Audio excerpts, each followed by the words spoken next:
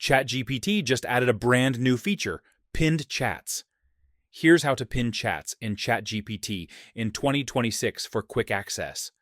If this video helps, please like and subscribe for more quick tutorials. Pinned chats let you keep important conversations at the top so you don't have to scroll through your entire chat history. First, make sure the ChatGPT app is updated to the latest version. Pinned chats won't appear on older versions. Open the ChatGPT app, then tap the menu icon in the top left corner. Scroll down in the sidebar and locate the chat you want to keep at the top. Press and hold on the chat name. From the pop-up menu, tap Pin.